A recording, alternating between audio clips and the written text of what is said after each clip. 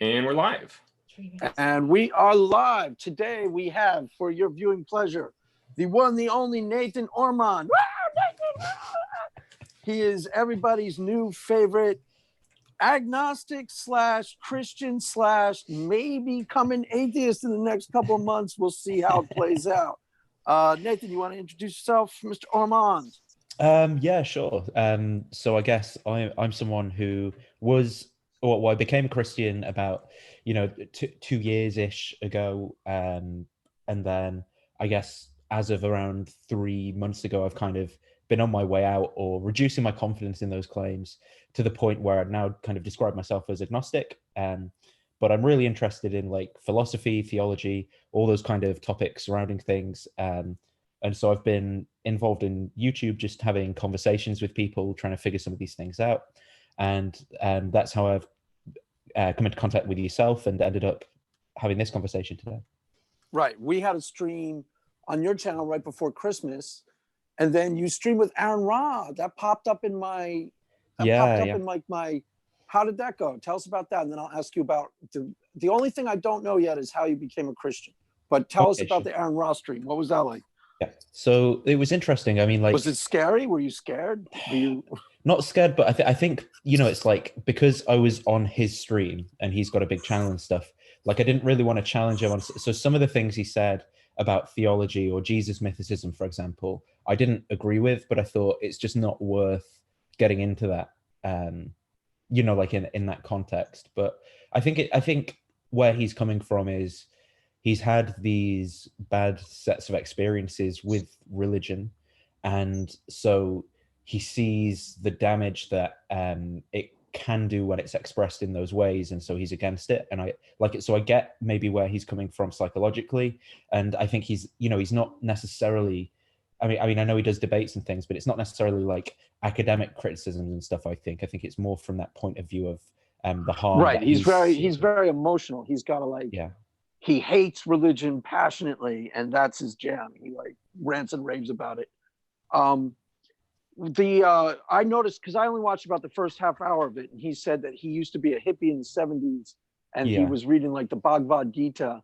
I didn't know he was a mythicist. I didn't get to that part of the stream. Is he actually a mythicist? Did he say that? Well, he didn't explicitly kind of clarify the point, but he said, about like how you get these kind of Richard Carrier talking points of like, how this story of Jesus is influenced by like Zoroastrianism. And, right. I definitely caught him saying that. I made a video about that. Yeah. When I hear those things, I'm like, these are just like the talking points of people who hold those positions generally. I don't know. Maybe he's got a more nuanced point on it. Actually, yeah, I felt that's what I said in the video. It's like, that's a standard anti-theist talking point, because some of the Old Testament may have been inspired by some of the ideas of Zoroastrianism. Therefore, Old Testament false, and there can't be a God. That's kind of like how they go with it. And I'm like, it doesn't really follow from that. And that's kind of how he was presenting it to you. So you caught that, but you didn't want to challenge it. Is that what you're saying? Yeah, on that, and maybe a few of his kind of interpretations of things. Just because, I mean, I probably but it's not worth. I didn't think in that context. Like, I wanted to talk to him more about where I'm at like a personal level than his position on like what the word faith means or something. That was the same thing when I first streamed with you. I wanted to have a productive conversation, and some of these things are pitfalls. Like, if you start challenging the Zoroastrianism idea, then there's the chance that it turns into a debate. Well, why are you saying that claim? And then all of a sudden, 20 minutes can go by, and now it's a debate. I win. We all understand that, but it's not always the most productive use of our time together. So keep going. What else were your observations on Aaron Ra? And then I'll ask you about. You've done a lot of streaming lately. You know this, right? You've streamed like 15 times. I was off over Christmas. Yeah, I was off over Christmas for a week. So I guess I just had more time to do things, really. I think one of the interesting observations is like from the way his kind of audience engaged with that as well. So you see a lot of points of view, some more perhaps like informed on the content of things, some less informed. A lot of people, maybe like with the kind of Sky Daddy, haha, he's leaving and seeing it for what it is and the lies and stuff. Some more nuanced people who are like, oh, I'm having doubts, and it's good to see that someone can voice these or think about them, or good, people commenting on it's nice to see a conversation between someone who holds different opinions, but it's not, like this combative presuppositionalist type, yeah, I'm right, you're wrong, let's have a fight if we disagree, because like it can be sometimes. So I found it interesting just how people have kind of perceived it as well. Well, people want to grab you for a squad. I didn't catch your stream with Stephanie.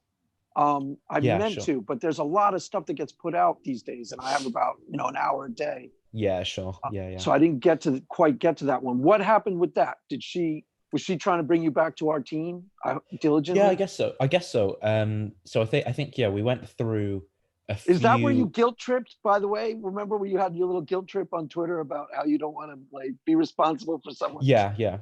I think so, because I think talking to Christians when I raise objections and things, like I'm not, if I genuinely think that something's an objection, so I'm gonna not let it kind of like, if someone's got an answer that doesn't satisfy the question for me, if I want them to answer it, I've got to push back on it, but I don't want to then be challenging their beliefs. It's me trying to see if there is someone who's got like an answer for these. Right. I totally. Some of the questions that you are toying around, I'm not entirely certain that there are necessarily really good answers out there for all of them. There may be.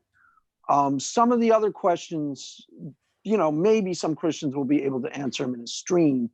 The thing that I didn't want to get bogged down in is exactly what you're talking about, that debate dynamic. Well, that doesn't really answer the question because X. And I'm like, well, have you considered Y? Obviously, you haven't considered Y. I was going to ask you, tell me if this makes sense to you. This is where I perceive where you're at in your spiritual journey.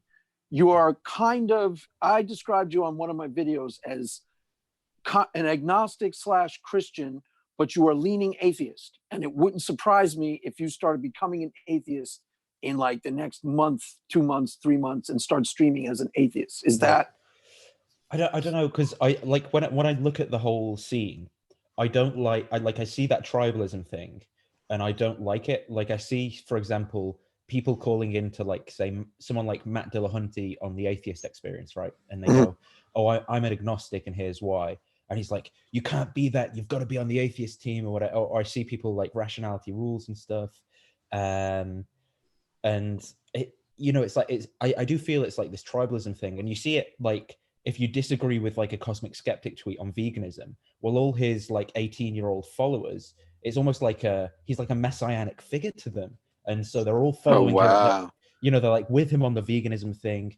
You go, oh, I'm not sure about this. Aren't you a determinist and an anti-realist? How do you kind of square that away with these ethical views? Like, if I'm just determined to eat meat or whatever, what am I meant to do about it? Or, and it's, you start challenging these things, and you like, I got all these replies from people who are like, "What are you doing?" Kind of questioning him. He's not right. Well, because you can become a heretic in that community pretty easily too. That's the downside of the skeptical, free-thinking, open-minded communities. It's really easy to come up against their heresies. That's why it's really interesting to me where you're at. And it's not interesting for me. The dynamic I wanted to avoid on your channel, and I want to avoid every time we chat with you. What's interesting to me is just where you're at, because it's right in that sweet spot where you're leaning, but you're making up your mind. And you know, if you're open to checking out some books, I think you should read Perennial Philosophy. I think you'd be really interested. Yeah. And I've had that one on my bookshelf for a while, actually. Well, there's an audio book on YouTube. I can post it to you. And then there's another book by a guy who became an atheist. He's called Ask Science Mike, and he became an atheist for a long time. He started out as a fundamentalist Christian, but for a lot longer than you were. Okay. And then now he's a Christian again, and his journey would be interesting to you. So I'd be curious about what you make of that. But we'll get to that later. Okay. Yeah. Sure.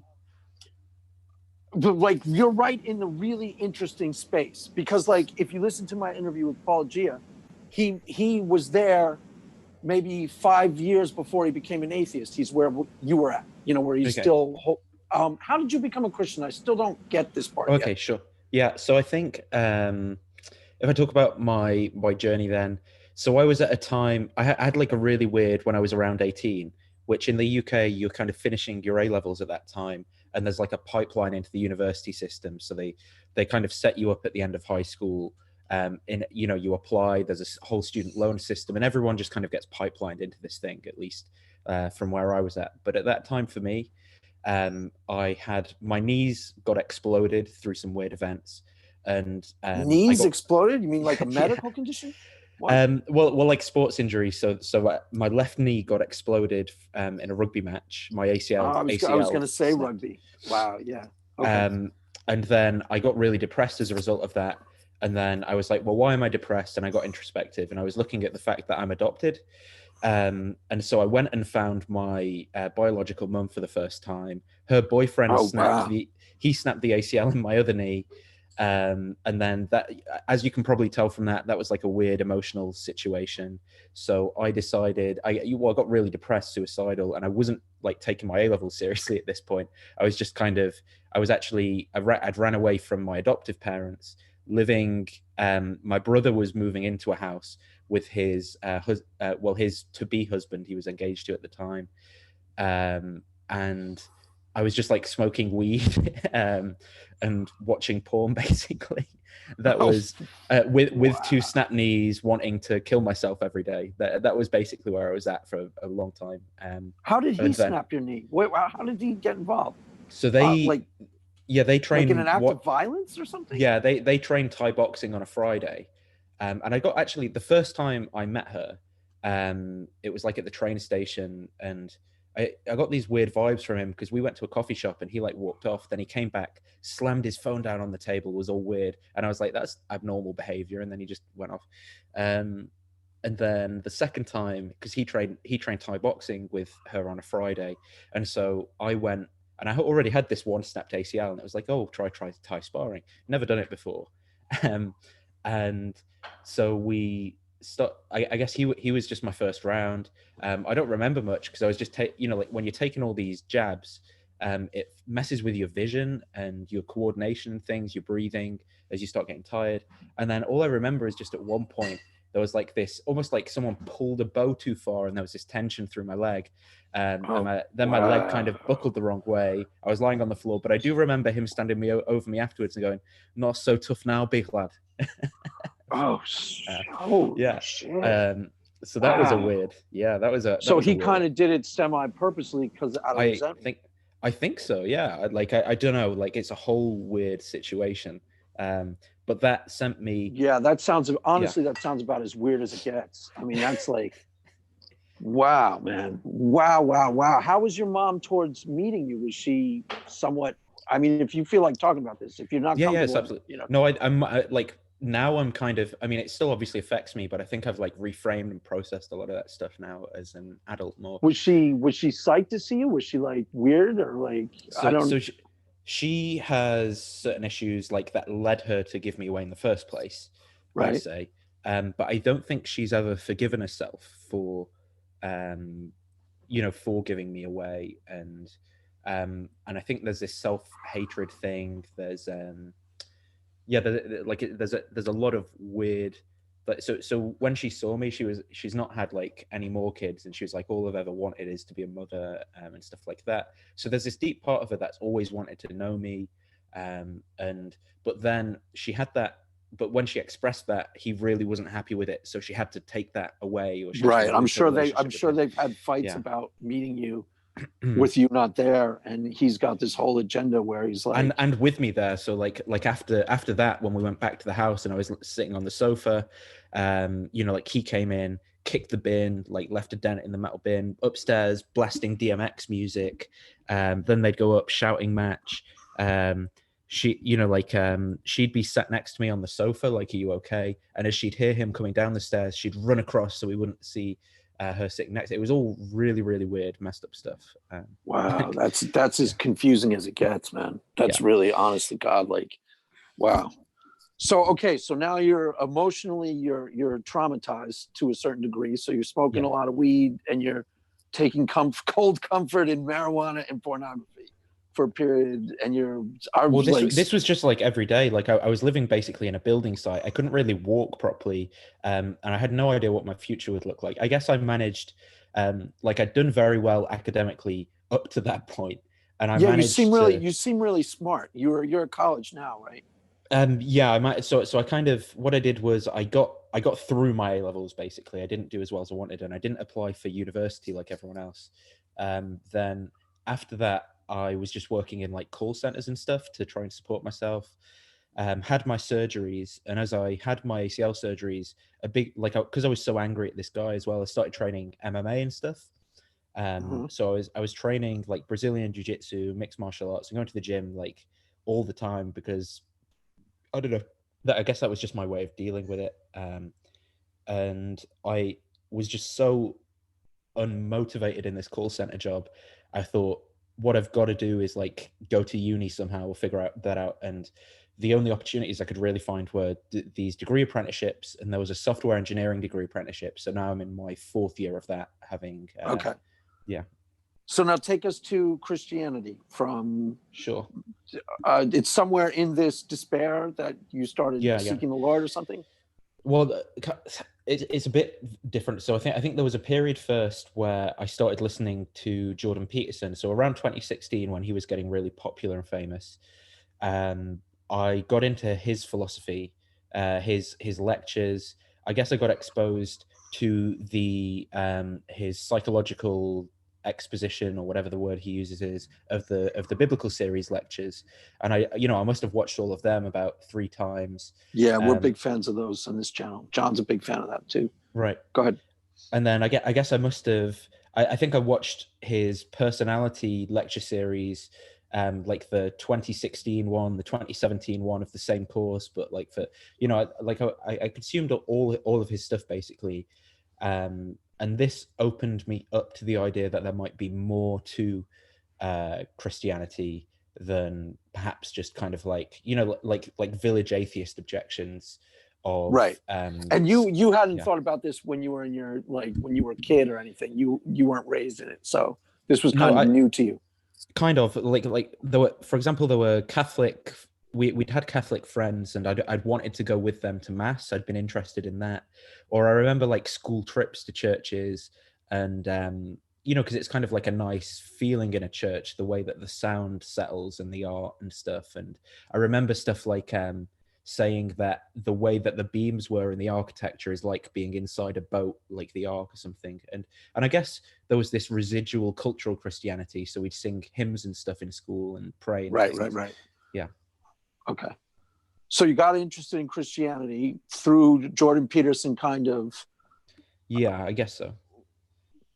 and then what happened? Yeah, and then so I guess I thought, well, I think someone asks a question at the end of one of his biblical lecture series where they say, "Oh, in our Bible study group, this was raised." And that person asking that question made me think, "Oh, people do Bible study groups. I guess I could like find one and join one and think about, like try and engage with this thing a bit myself." So I did find a local church that does a Bible study group, and I started going along to that on Friday mornings. And then I guess that like there were a few things happening in my life as well. So like getting older, and I was in a relationship that was serious, and I wanted to make sense of that. So I guess psychologically, I wanted this framework that would help me deal with these things as well. Right. And then I mean, that actually makes sense to me more than it would to atheists, because as I brought up on my channel every once in a while, my sister, when she was about to have her first child, started talking. This was before I had become a Christian, and my family was still secular at this point. And she's like, "I'm about to have a kid. We're going to start exploring." She went to like Quaker church. She went to Judaism. She's like, "I want to raise him in a tradition, so he has that available to him." Yeah. That's one thing that atheists don't, or anti-theists don't process, is that there's still a residual of people who think that religion provides some type of structure and, good ethics and things like that to people. Not everyone is like automatically repulsed by it. There's people who are secular who are like, well, I want my kid to experience that. You know what I mean? So you had some of that, some like good feeling towards Christianity and stuff. Yeah, I think it was, so the depth of these Old Testament stories, like I was like, there's so much in them. And like it's just layered layer upon layer, and you know, it's like these what you might call wisdom that's been the wisdom of human, even from like a secular perspective. It's like these are the stories that people thought were valuable for human culture as it developed over time, and there's stuff in that, and like Right. And some of it's really deep. Like, I don't know if Jordan Peterson does the Book of Job, but like in the Book of Job, you know, you have real, like, you can read that on 100 different levels, you know, and you can explore that as real philosophy and real intellectual substance. It's not just, you know, Dumbo Christian level. I think that's what you're saying, right? Yeah, and one of then the first things I read outside of the Bible as well, that really helped push me along, was Augustine's Confessions. That was one of the first books, and his Okay. journey, because I think where I was at was very similar to his kind of Manichaean Gnostic outlook on the world, and Right.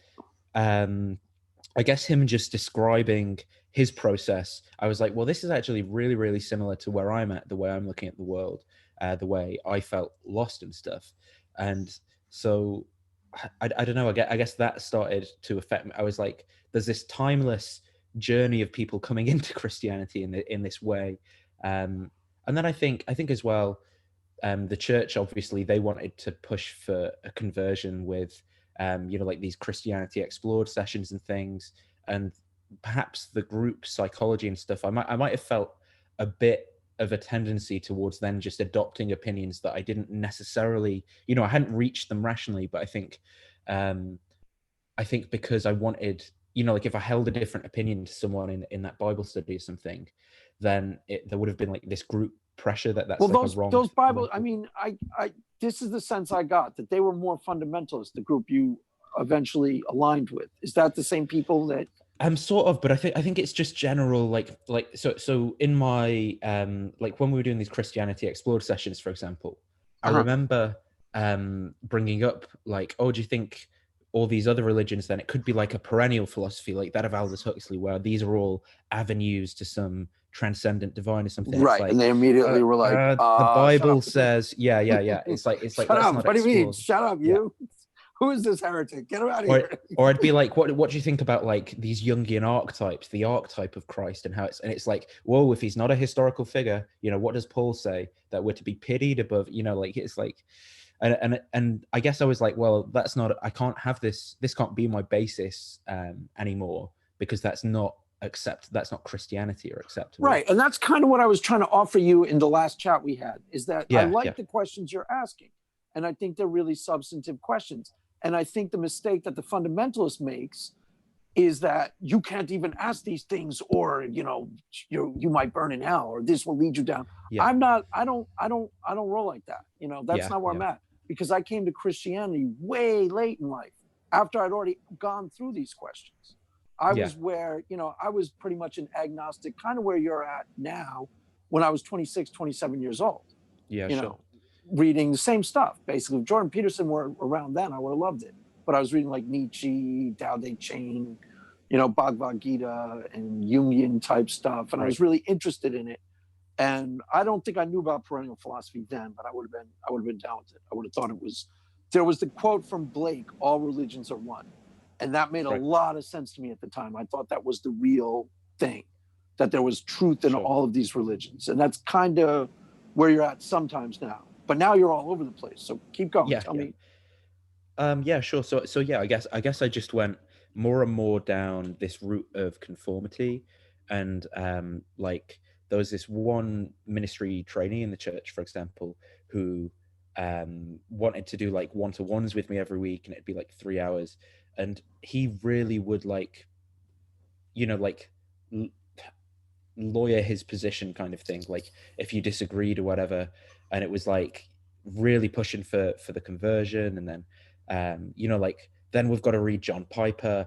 And then I'd be like, I remember there was one thing in Desiring God where John Piper's like, and God even causes Auschwitz for the good. And I was like, I just can't accept that, man. It's like, well, let's think, well, you're not leaving until you agree with me. And that's, like this kind of stuff started to kick in. Right. Okay. But so here's the difference. You didn't have a conversion experience outside of this group of people, right? You didn't have a God moment where you were like, where God was real. You were looking and you joined up, but I don't hear any like.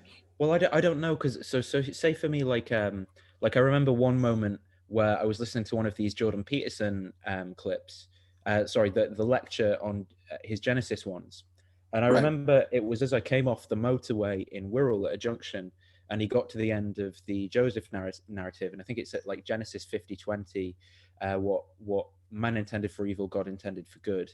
And I remember just hearing that at the end of this narrative about Joseph's life, and seeing, for example, how all of these moving parts sort of had fitted together at the end of the story. And I was looking at, like how his brothers had intended evil on him by selling him into slavery, for example, but by diligently pursuing the truth in the way it kind of just worked out at the end. And I was looking at my life like, well, I'm in this position where my whole family situation is so screwed up, and maybe if I can find this, if I can focus on this true thing and diligently pursue it, then maybe I can do something similar, and that it'll all gel together in some way, or there'll be some. And it just resonated with me in a way, and I was like, yeah, this is like a God experience. Or I remember like I've taken psychedelics as well and had similar experience. So before I met my mum, I took psychedelics, and this was where I realized how big of an issue adoption was for me as well. But there were moments in that experience where, for example, I was in a forest and I was looking at all the fractal patterns in the trees that I'd never noticed before. And I remember I said, oh my God. But then as I said that word God, I then started thinking about God and was like, it's real. And it was like a gong had been hit next to my head and it all rippled out. And I remember like there was this kind of fractal pattern in the sky that I knew I could only see in the periphery of my vision. I was like, I can't look directly at that thing. It's going to kill me. Like, yeah, there's naturalist explanations for this, but it's like, from my point of view, these were all pretty bizarre. Or I remember as well, another time taking psychedelics where heavily I was thinking about like the archetype of a father and becoming a man. And then I was like, oh wow, these all go back to like the heavenly father. Like this is all a kind of resonation or a shadow of that thing. And again, like this is all willy-nilly wooey stuff, but I'm saying like when you have that experience and it's as real as like this physical surrounding is for me, it does affect you and change your life, for sure. Yeah, I mean, the thing of the father, Peterson did a thing that's very similar, where he talked about, when you're a kid and you have an actual father, you're patterning your behavior after the father. You're mimicking him. Then when your father goes away, you try and adopt the spirit of the father. And I thought that was a really brilliant insight into one of the archetypical realities of the religious iconography. You were actually trying to pattern yourself after the spirit of the father, much the way a kid would. When his father leaves, he goes, this is what daddy would do. So a Christian goes, this is what Jesus would do. And we're trying to internalize. I thought that was a really good insight. And I think that's a useful insight, whether you believe in God or not. I think that somebody could make use of that insight and become more Christ-like in a way that they thought was a service to them and to like their family and stuff. Whether they actually believed in God. There was a girl who I wanted to get on my channel who was a atheist Christian. She didn't believe that Jesus was God, and you probably like this. That's why I'm bringing it up. Yeah, I've heard Slavoj Zizek or whatever he's called talk about this. Oh, he's one. Didn't he debate Peterson? I think so. Yeah. I didn't watch that one. Sniffles. Yeah, he's called. Was her deal was she doesn't believe in God and she didn't think Jesus was God, but she thinks that he's a great moral teacher. And she wanted to act Christ-like. So she's imitating Paul as he imitates Christ. you know, as the Bible commands. But he's a great moral teacher. That's like, you know, that's anathema to, if you say that, that's... Well, that didn't used to be controversial. Somehow that, I mean, I can get that the Old Testament has some controversial. No, the Old Testament, God smites the Amalekites. Yeah. Oh no, I mean in the, I don't mean like in the sense that he did immoral things. I mean like, no, you've either got to take him and the divinity, or it's nothing. You know, like that. Right. Kind of, like, well, see, when we were on Stephanie's channel, when you were on, that's what I was trying to get at. I don't think that's good to present to someone like you.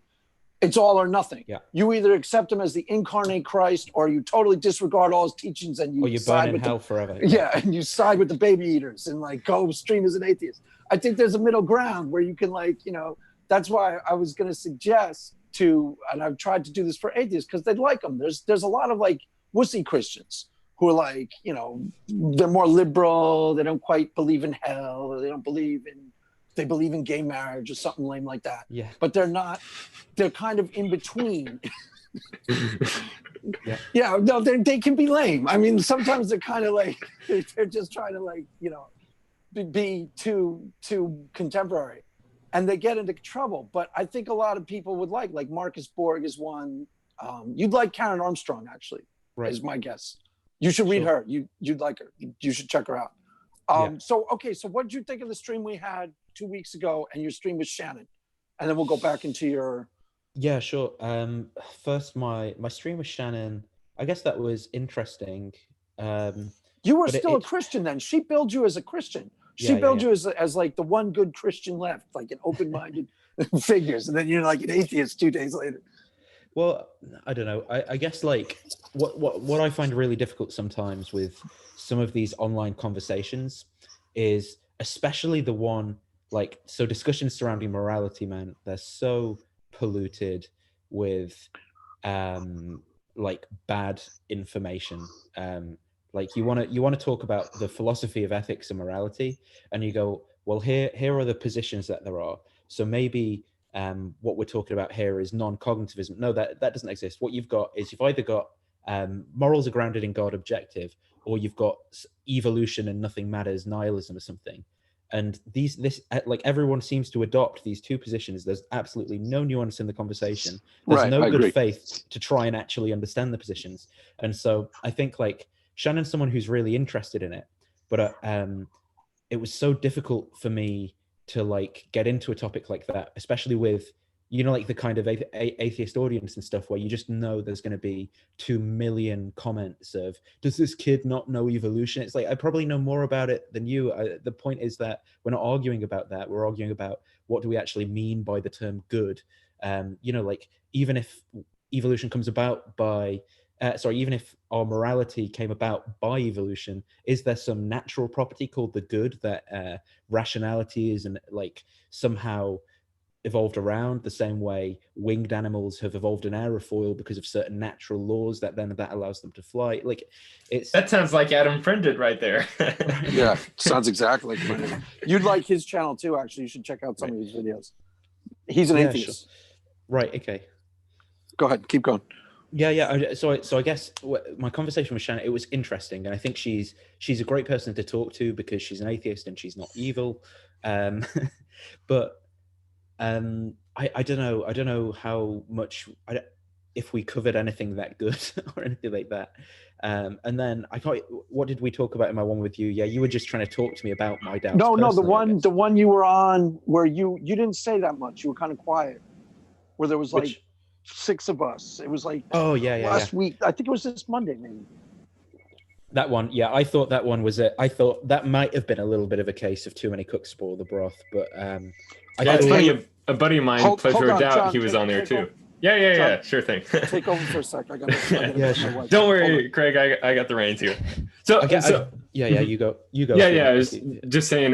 My buddy Pleasure of Doubt. Yeah, I watched part of that because I was at work while you guys were streaming, and it just seemed. That's the thing with those types of larger discussions. Whoever's got the most, I don't know, boisterous attitude, they're the one that's going to be taking the spotlight for most of it. Yeah, I think because I could tell like Pleasure of Doubt, he's maybe a bit more introverted, but had a few like good opinions. That TY Fish guy was quite interesting and stuff.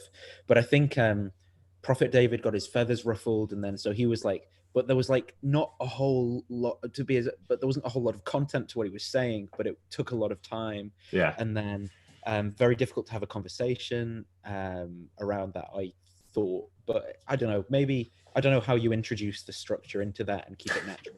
Yeah. So what were you trying to argue with Shannon? Well, like, I think I heard you mention something about moral realism. Yeah, like, I was trying to argue for non-natural moral realism, but I feel like a lot of the concepts weren't there. So it's like you've got to, in a non-patronizing way, like elucidate this moral philosophy so as you're even like talking about the same thing.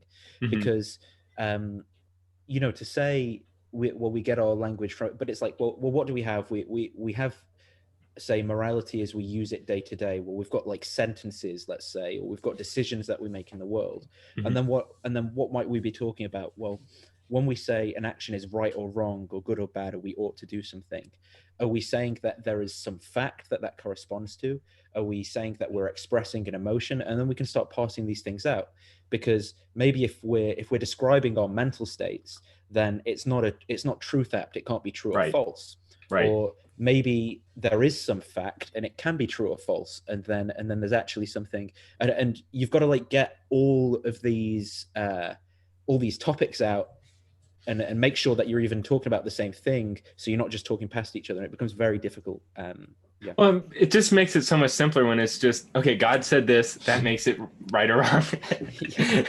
No, it's funny because I'm actually reading through Russ Schaefer Landau's book. Yeah, Moral Realism. Just because I've just want to, in trying to get a better understanding for the topic, but also because there's this Twitch streamer named Rem the Bath Boy. He does philosophy and things like that, and he's like debated destiny and ask yourself. Okay. And he's got a really interesting position that very much seems based off of like it's non-natural moral realism, but like not having to rely upon theism or anything like that at all. And it's really interesting. And that's the thing, like since destiny debates like a lot of Christians and things like that, where he's usually arguing against objective morality, it's a much more difficult argument for him to go up against. And so it's been more interesting. And so I'm reading through that, getting a better understanding of that. And yeah, that's kind of the thing, is like, what does it mean for a moral statement to be true or not? Is it what is it referring to, really, is sort of the big question there. Yeah, and I agree, like it's so difficult, I find, with many the problem with the Christians is that there's the ones who just want to, like you say, go for this really simplistic version of divine command theory. Well, it's like, well, what we've got here is like, the Bible says this is wrong, this is right. It's a rule book. And it's like, well, is it? And then they're saying that that's what morality is as well. And like, well, without that, and it's like, that's such a superficial argument. But then at the other end, it's this, well, it's obviously I'm just a subjectivist, if that's true for you, that's great, or it's from my culture or whatever. And you've got, and it's like, hang on, we've got to, I've actually had this at work so often with like a couple of the people who sit around me, and they're like saying, no, it's just all our culture, for example. And then the next sentence, they're talking about how people come into our country from other cultures and don't pay the taxes or something. And I'll be like, oh, what? Hang on, you're judging their morality from within the framework of our culture there. Like, you're not really being consistent. Is there a truth that we can judge them by or not? And I think a lot of people really ought to give more thought to these things, because most people who say that they're moral subjectivists seem to me to actually be realists.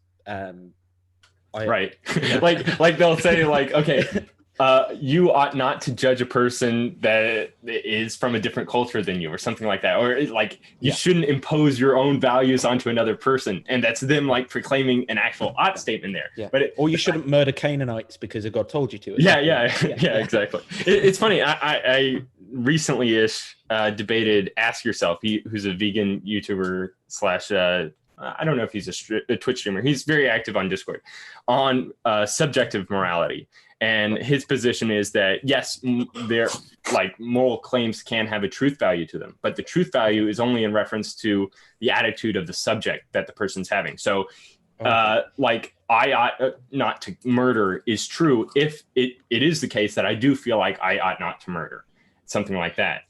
I feel like that sounds to me still like an expressivism, though. Right, which would be to say, so he's not saying that the moral fact is true. He's just saying that the description of his own mental state is true.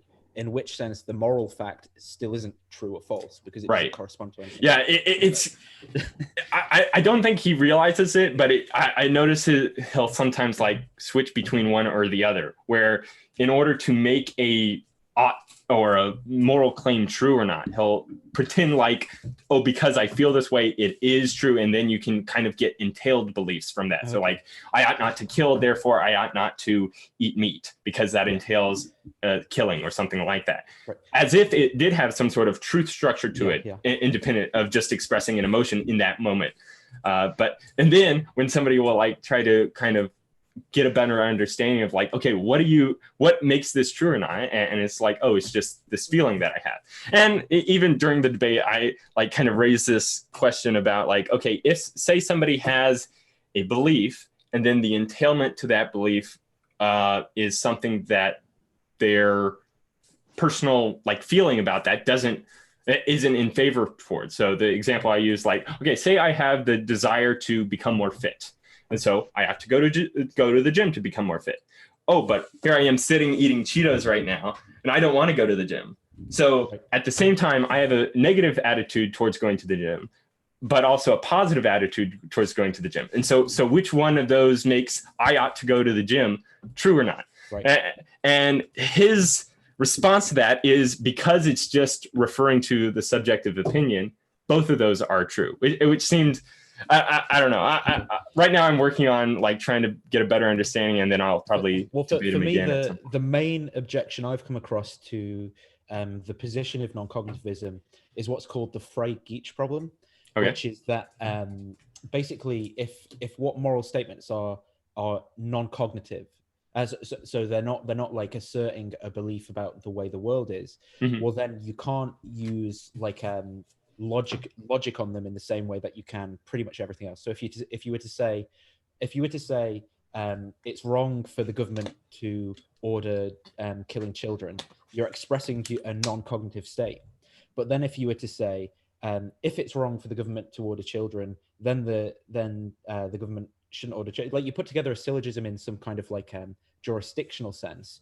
Well, you're no longer that non-cognitive state isn't truth app, so you can't use you can't like make logical inferences in that sense. And I'm really not describing this very well, but it's a pretty dense thing to get into. But basically, people argue against non-cognitivism by saying you'd have to deny that logic is topic neutral, which you just can't do. That'll be interesting because that's kind of his thing, is very much based around logic and building your syllogisms. Like, okay, what's your argument?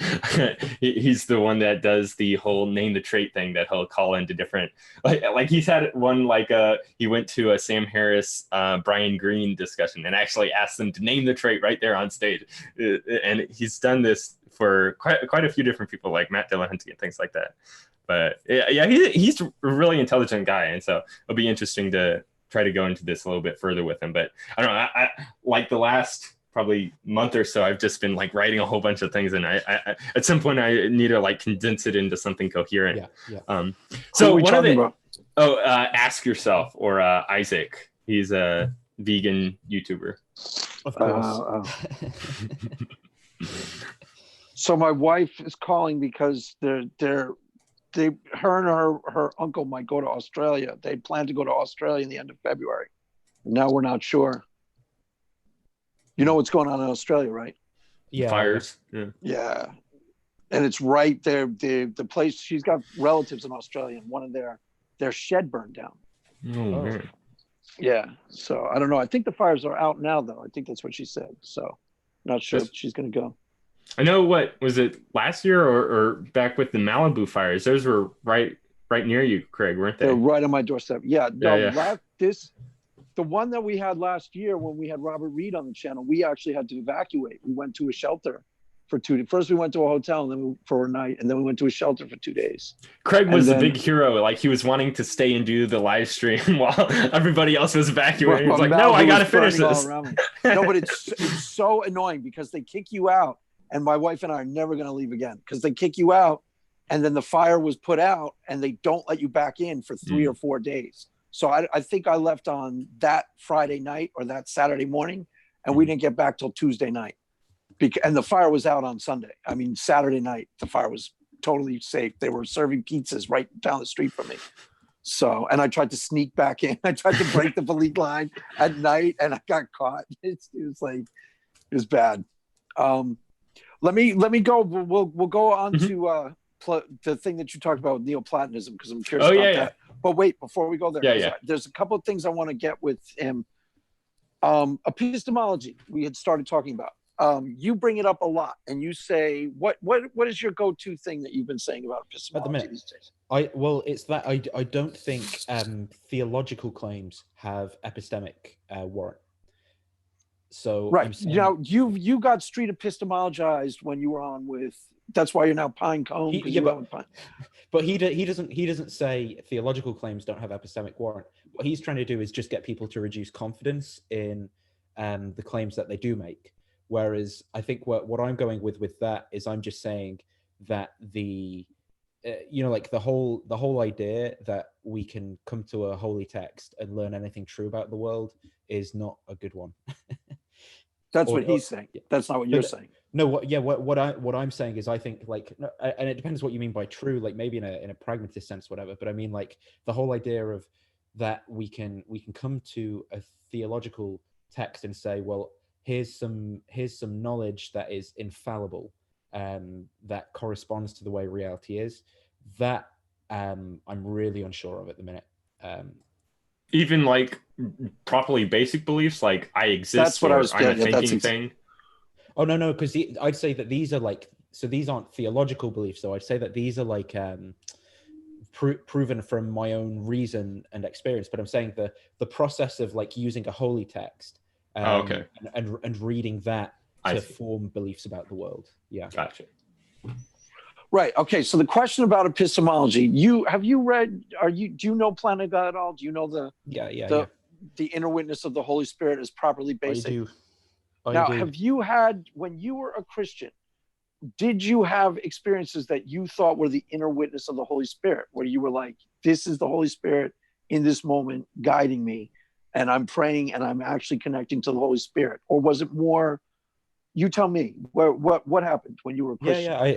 I mean, I've had these experiences, both like singing hymns in church, praying, reading the Bible, where it's like maybe the best way to use to try and use neutral language to describe it would be like, a different mental state. But it seems like a similar, you can, for me at least, you can have a similar thing maybe at a rock concert, or I'm trying to think of, I can't think, I don't do that many fun things, but or taking LSD, something like that. Yeah, like it seems like there are explanations for why that might be the case. So like if I'm at a Bible study and I've had like 2 or 3 cups of coffee and we're praying and we're talking about like personal issues in a group setting, and there's expectation as well.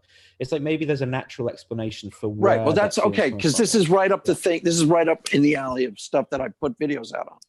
Okay. So there's a physiological response that's basically non-negotiable. So like objectively, Dan, who's an atheist, went to a Hare Krishna meeting and they started doing their chants, and he even talks about this. And this is when he was in your state. He was in this agnostic, whatever state. And he started having an experience in that moment where he's not worshiping with them, but participating in a ritual. And there's a part of it that's purely physiological, right? That's what you're saying. Like, so you can go to a church and you sing along with the choir. And there's a part of this is what I've been trying to explain to atheists. Where are you in terms of, you don't strike me as resistant. In other words, if I said to you, here, try this and see if this leads you to God, you would probably try it, right? Yeah, it's not that kind of thing. What it is I'm saying, so we know, for example, that like, say chimpanzees, there's this thing, is it Jane Goody, whatever her Jane name Goodall. is. Yeah, that's where she observed this phenomenon where they kind of like stare at waterfalls in like a trance state and stuff, and people hypothesize that could be similar to like the religious inclination in people. And I think like there's this natural explanation, but it doesn't like that experience doesn't necessarily have to be connected to like a divine transcendent truth. Right. But that's what we're trying to establish. It's see, Jane Goodall is interesting because she's actually had spiritual experiences. And if you Google spiritual experiences, her name comes up with like people like Bill W. from AA. Do you know who that is? Do you know anything about that? Yeah.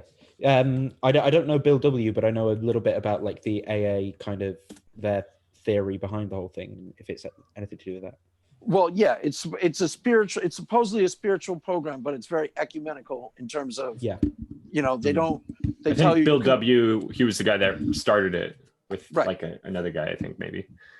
Right, but in the actual big book of AA, it explains his spiritual experience where he was in a room and he felt this powerful white light and this sense of peace and love or something like that. And it's almost identical to Jane Goodall's experience.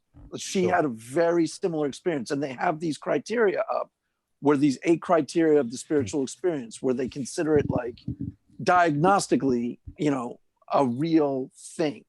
And the question is, if you were to look at, because we have a resident perennialist who maybe I want to try to have you chat with him at one point, but he started out as an atheist. Yeah. And then I think they gave him drugs, or they give him a spiritual experience, they induce it, and now he's a believer. He's not a Christian. Yeah.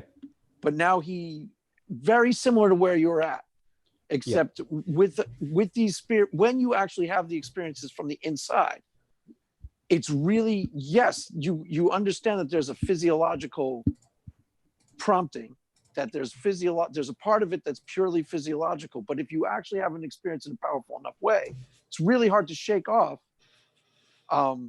or it's really hard to not.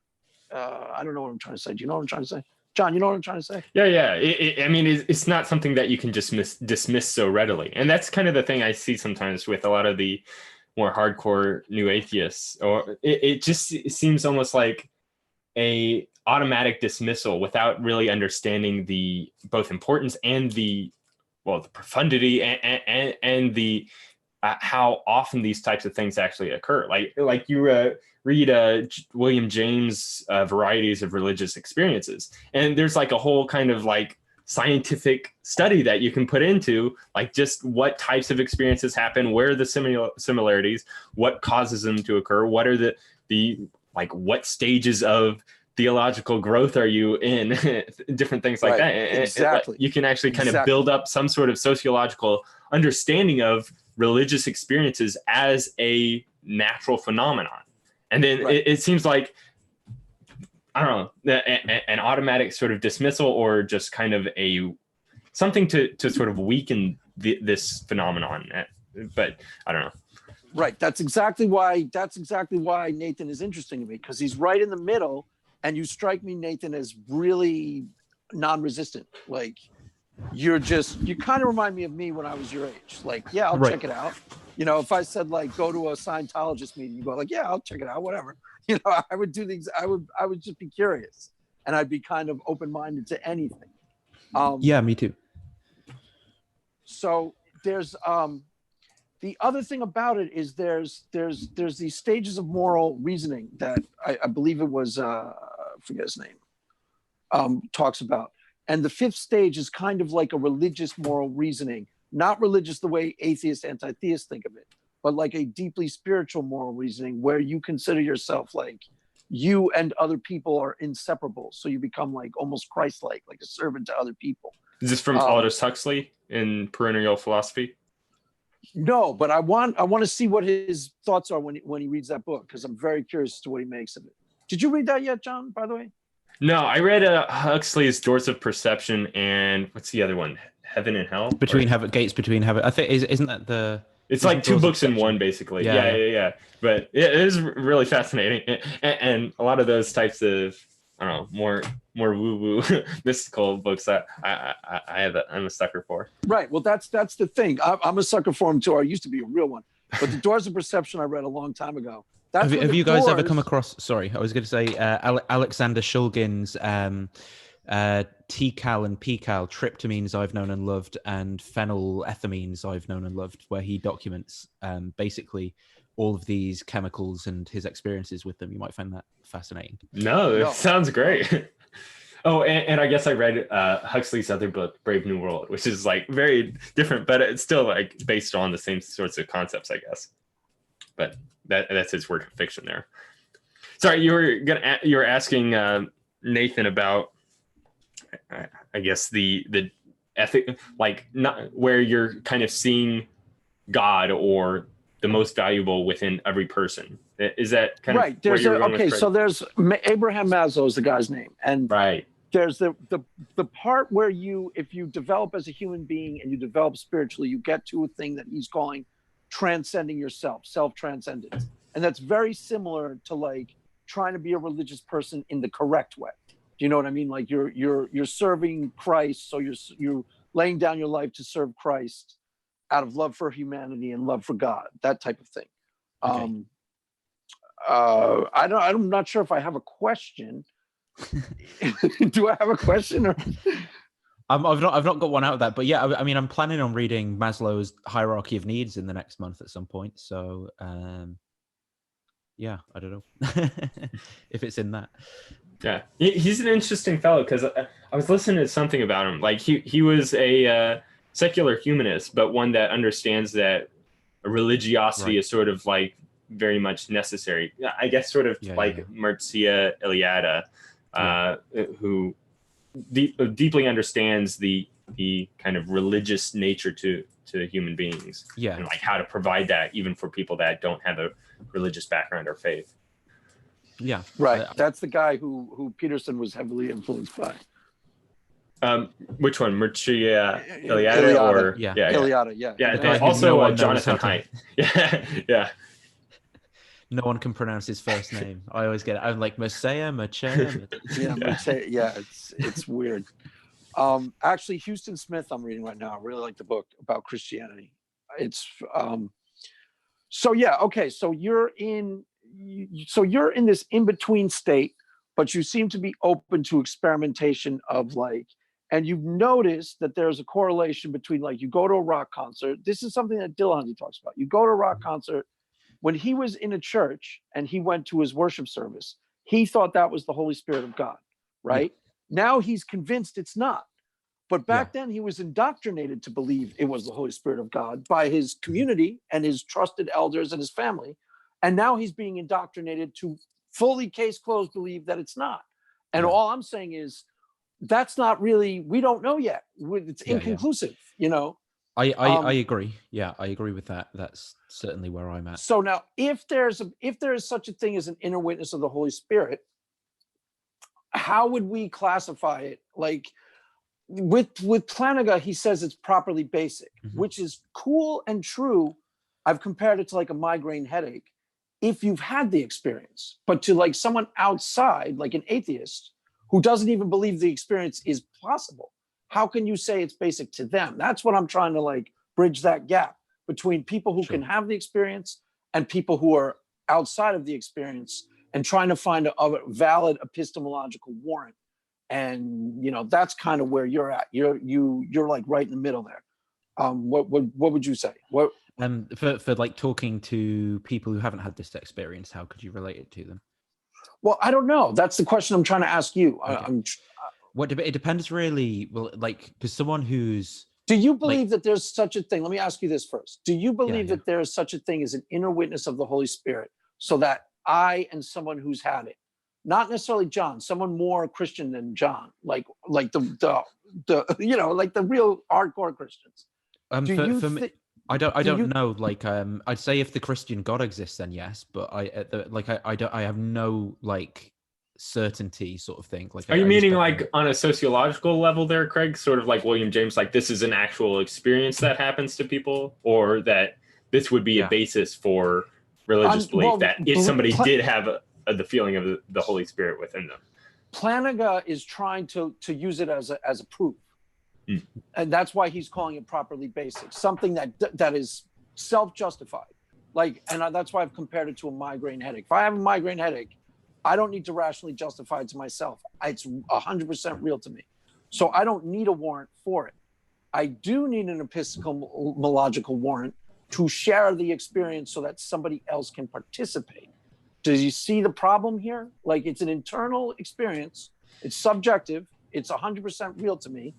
Now, how do I translate it so that you, the agnostic who used to be Christian, leaning atheist, can experience it too? Do you see the problem? Well, I think, yeah, and I think this is where answering that is like a bit different, because if you're talking to someone who's not interested in philosophy, that's a different kind of kettle of fish.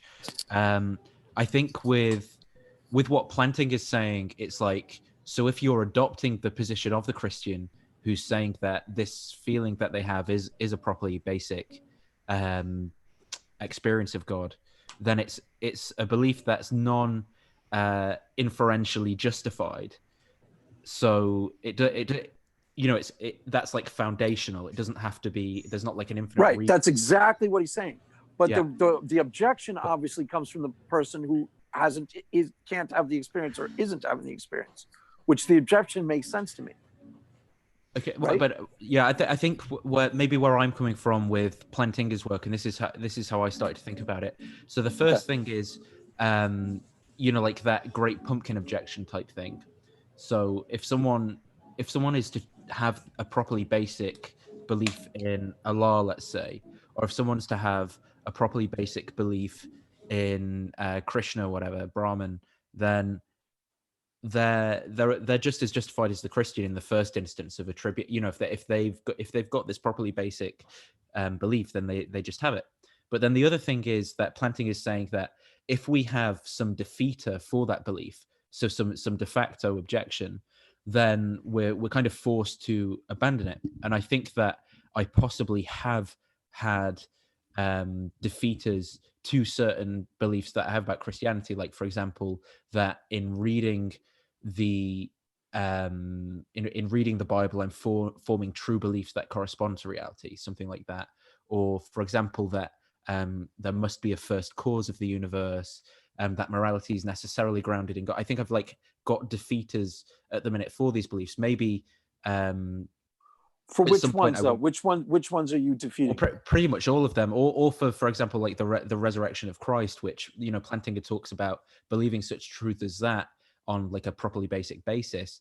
But I think facing the defeaters that I now do, having read things, like Hume's Against Miracles and stuff, and not yet having come across anything which defeats that position, I have to abandon that. I can't keep playing the properly basic cards when I face these de facto objections, as he'd call them.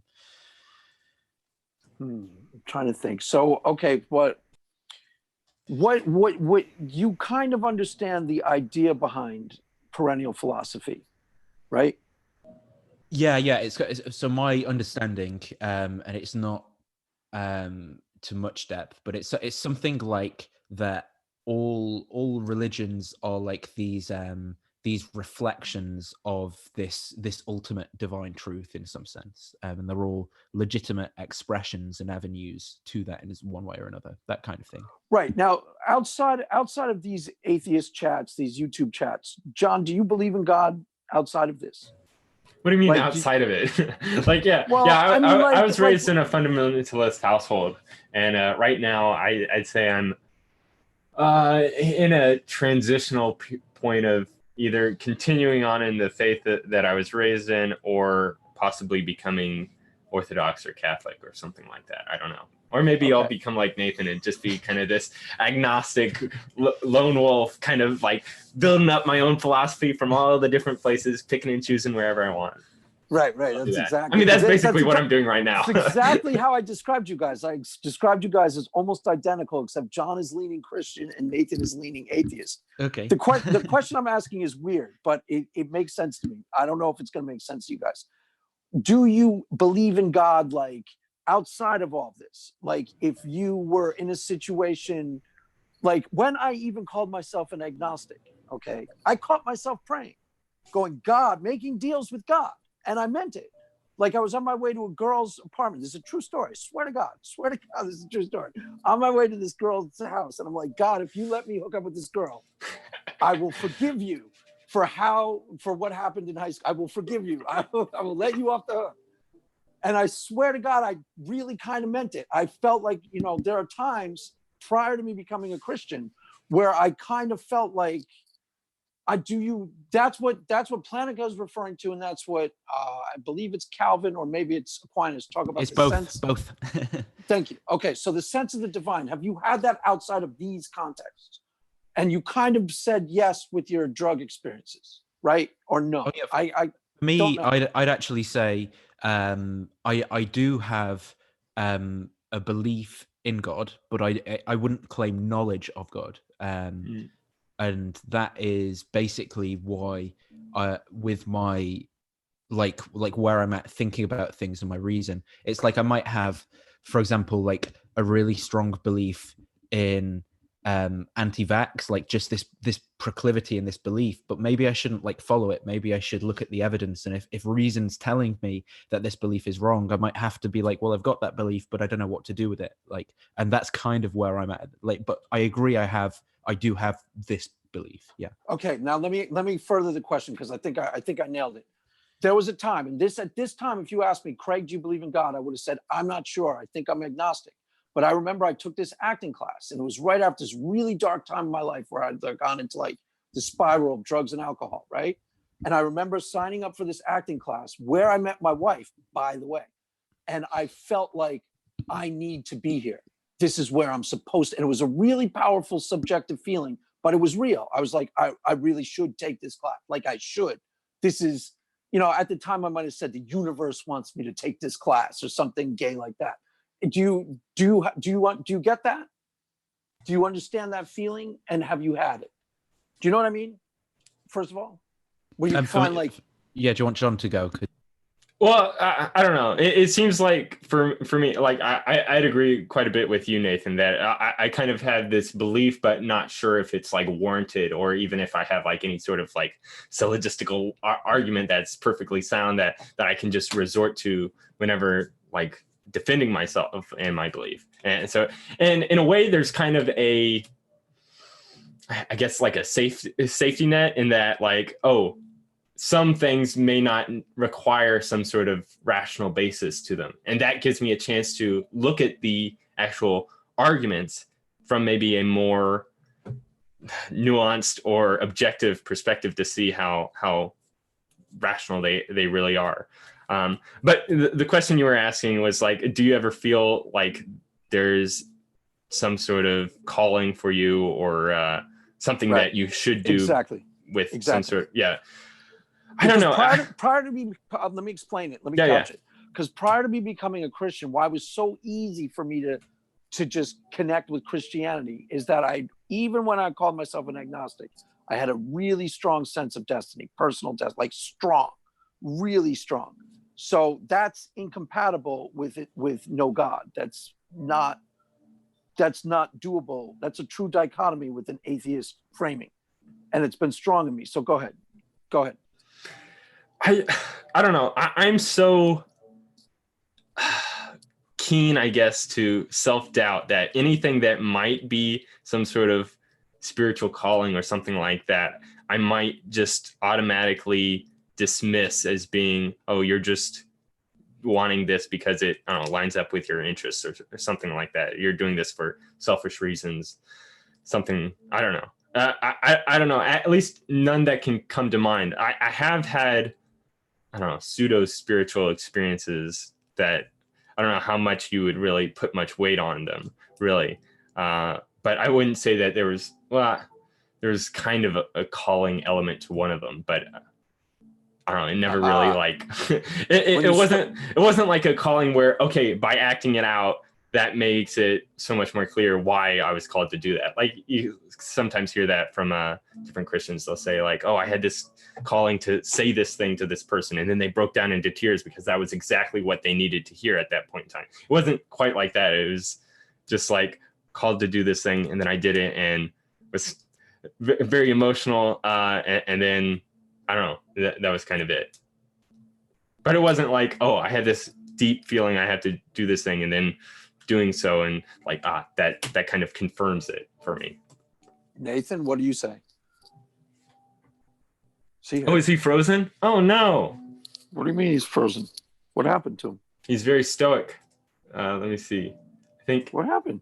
Did he get? He got kicked out. Yeah. he just messaged us. Are you guys alive? I think he must have froze up there. Yeah. Okay. Whoops. Yeah, we're done with you, Nathan. Thanks for coming by. Come back. All right, me and Craig are gonna finish up the last hour. So no, it's all good.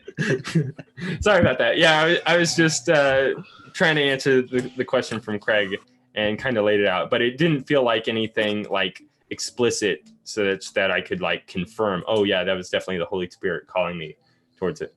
I don't know about you, Nathan, though. Yeah, I agree. Like I think when I look at Plantinga's whole thing there, I'm like, if I wanted to, I could say that what this feeling is that, and justify it in that way. But it's like it's not like it doesn't seem to me to just be reasonable, in the sense of like the conclusion that I'm getting to God there. I just can't get there from my reason and arguments and stuff. And there are, like I was saying, these defeaters which could potentially, like if there's a more parsimonious natural explanation to do with like brain chemistry, the environment, group psychology, stuff like that, expectation, whatever.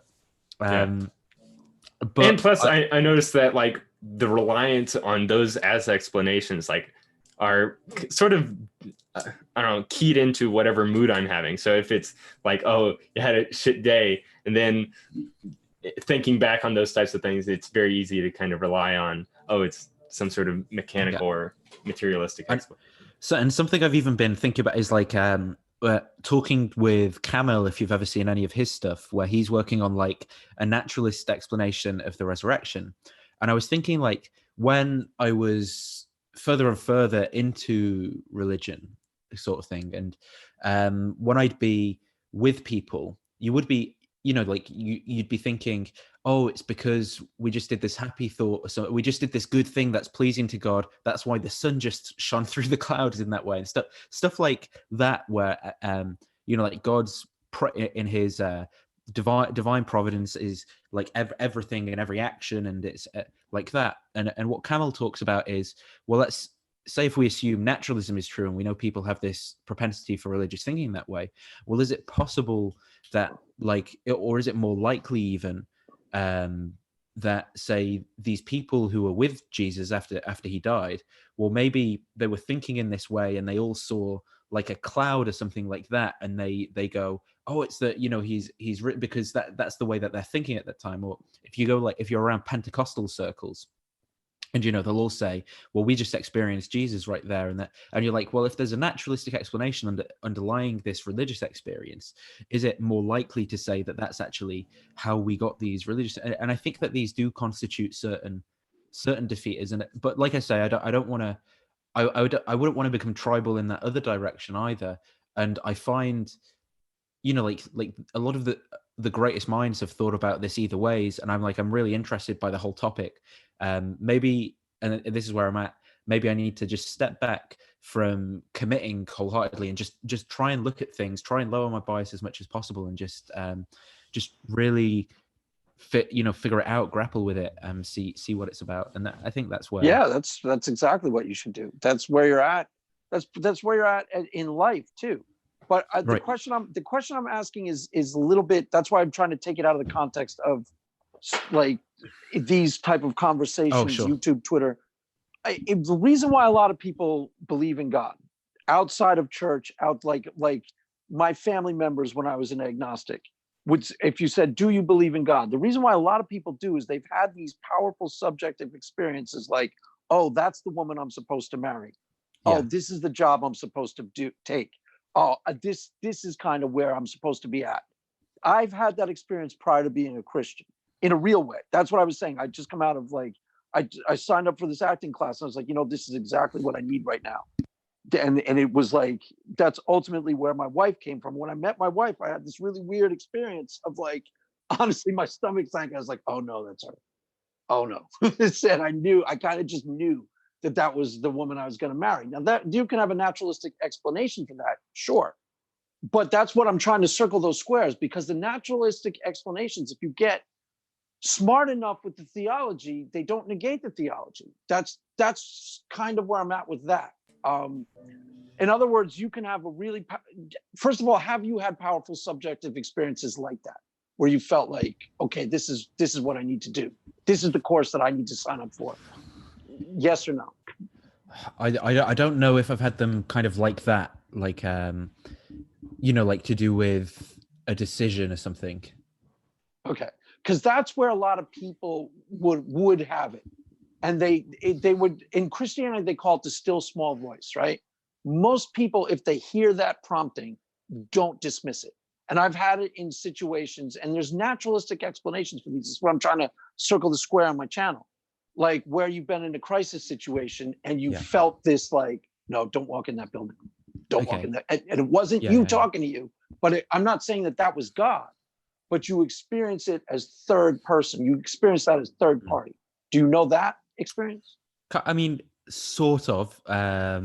Like for example, I mean, these for me though do have like roots in more like natural, like these sorts of things for me, where like thinking about say a bad thing going to happen or a dangerous situation where there are threats and stuff. Right, your body. Sure. Okay. But it's not like a third person voice though, more like no. Well, even if it were a third person voice though, like let me just explain this briefly and then you tell me what you think. Okay. It's complicated though, so bear with me. Mm-hmm. Like even if it is a voice, we don't know the power of the subconscious mind. So like in one of my videos, I explained the miracle of the car keys. If you go into prayer, it's entirely possible that all you're doing is focusing your mind, focusing your energy.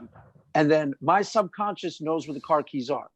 You know what I'm saying? And it's possible the same thing happens when you read the Bible and you get that right scripture.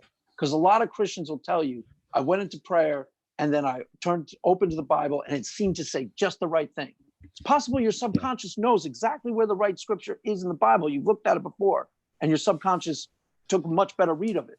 Well, just like Augustine's conversion story, right? Where he's out in the garden. He hears the kid going Ekatola, pick it up and read, flips the Bible open to something by Paul, and it's for him speaking exactly to his situation. Right, and exactly. That's his conversion. Exactly. Right? And that could very easily be a total naturalistic explanation where your subconscious mind is a lot more powerful than your conscious mind. And it prompts you, it guides you, right? Yes, no, maybe. I mean, yeah, like I say, and this is where it gets difficult because it's like, how do we know if what we're doing is ruling out the possibility of there being a God at all in that situation, or how do we know where we're actually just being as honest as we can, saying here's what we've got like good reasons for thinking about that situation. And it seems to me that like there are some pretty convincing like psychological explanations for that type of thing, but could it be divine intervention or something? Possibly in some cases. I just don't know enough about that whole thing to like to make a decision on it.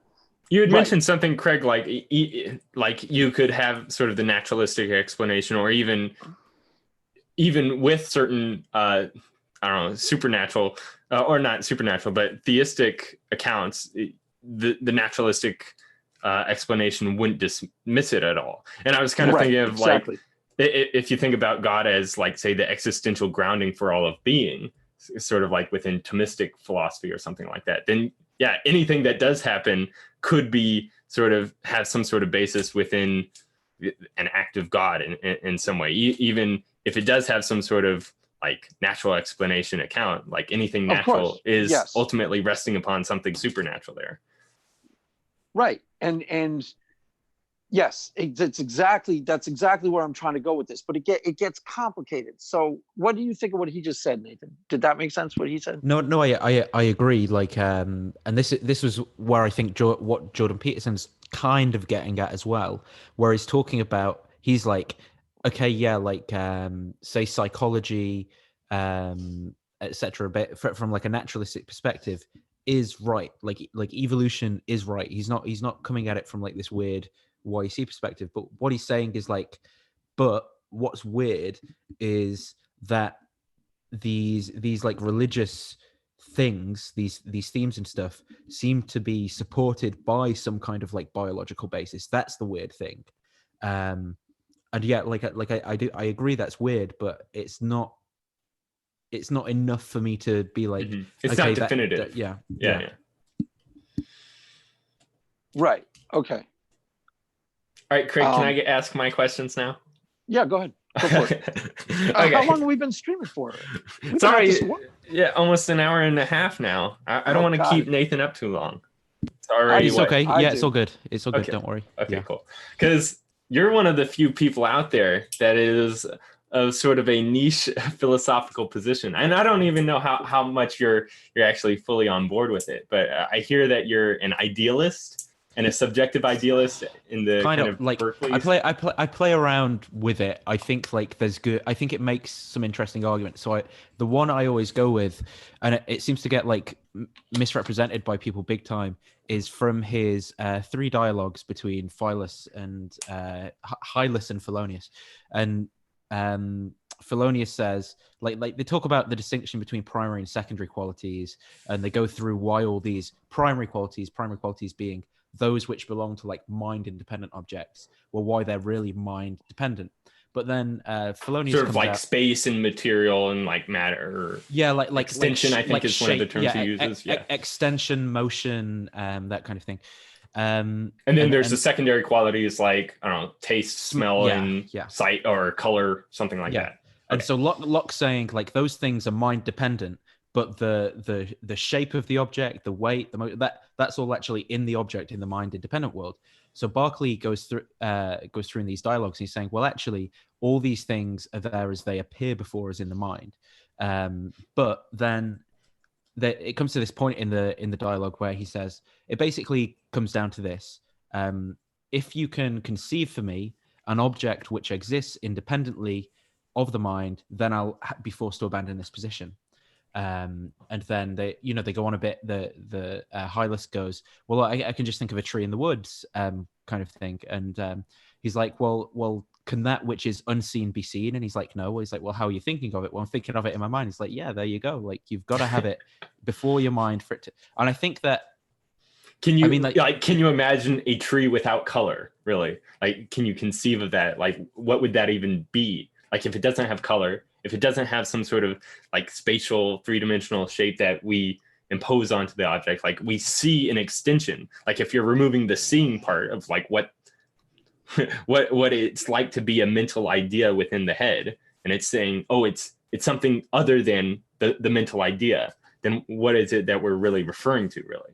It seems like so he's got this phrase SAS percepi, like to be is to be perceived. So everything that we know only exists as an idea, or mentally only exists, and we don't have this perfect access to anything outside of our standpoint, really. And from this, so, some people, there's like distinctions that we might make as you come to modern philosophy. So maybe like epistemic idealism, which is like what we're warranted in saying we know or believe about the world, or metaphysical idealism, which might be like, well, there is only my mind or whatever. And I think I'm more towards that epistemic side, where what I'm saying is like things that we're warranted in saying we know about and stuff. And what I see the naturalist doing is like going, well, we're certain of the external world and how that is, and then let's build up things based off of these rudimentary physical principles from natural philosophy. But it's like, hang on, you're putting the cart before the horse, because primarily what we're certain of is the mental, and that's a very different thing to. But then that can be a dangerous position, because then you might, you can have people with all sorts of strange mental like the mental can be very deceptive. Is it so? Yeah, right. And that's kind of the thing is, like, we have direct experiences of our mental ideas, and then we're sort of inferring that there's some underlying basis to those mental ideas that's producing them for us into our minds. But the thing is, it's not producing it into our minds in a way that, like, the objects themselves have no sort of mentality to them that they can produce ideas within it. It's only, I don't know. There's sort of that's, I guess, the hard problem of consciousness, is trying to explain how mental qualia can come about from mentally inert objects of material. And the thing is, like, a form of naturalism may even be true for, like, so I'm saying it could be the case that like maybe even some sort of metaphysical naturalism is true, and consciousness arises out of natural processes. But even if that is the case, we would still only be in this position of being like the mental, and so we'd never be able to like get to that position to say it anyway. Like, so have you read or listened to anything from Donald Hoffman? No. Okay. It's funny. You might be familiar with Alvin Plantinga's argument against naturalism via natural selection. Yeah. So he does something similar to that, where he takes for granted that evolution does not provide a basis for having true beliefs about things. And his position is that all of our ideas are going to be just what evolution has kind of been evolutionarily successful, like what has been fit for the creature in existing. And that includes our basis of what things are materially, what they are with color. Like, color is very much an evolutionarily evolved fiction that we've kind of adapted, that, like, oh, we see apples because they stand out more against green, and so, like, the red color is something that's obviously evolutionarily fit for us.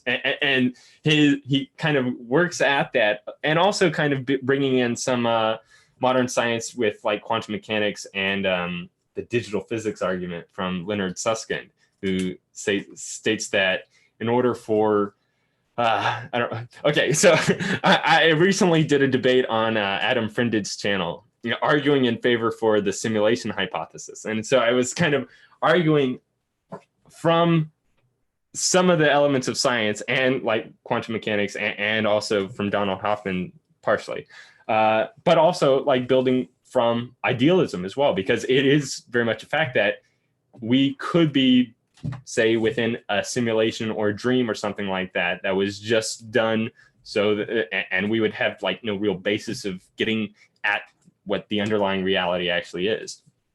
Anyway, where was I going with that? Donald Hoffman, and I don't know, his kind of, like, ultimate worldview is that all there are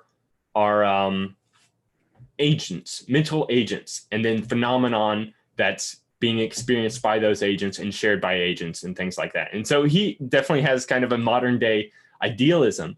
He refers to it I've heard some people refer to it as objective idealism. So there are mental phenomenon, no external world with matter and physicality, anything like that, but it's not requiring a subjective basis in God in order to have the tree continue to exist, even when we're not looking at it. I think that's part of Berkeley's position, is that the tree exists in the quad because who's looking at it? Oh, it's God, or some sort of poem like that. It's basically that. Yeah, it's like an inference to the best explanation for that. There must be some observer, like because he's saying, but our experience of this qualia seems to be that it's almost actually kind of similar to, like, Bertrand Russell when he's arguing for indirect realism, and he's saying like the cat walking across the room, or when I put a cloth over the table, what am I to think? Like the cloth is just suspended at the shape of the table, and the table's not there underneath because I can't perceive it, whatever.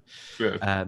But Berkeley's actually saying, well, like, yeah, it seems that there are these other minds and things we can calibrate against each other. They must, but we've shown that the concept of a mind-independent reality is incoherent, so they must be perceived in some mind.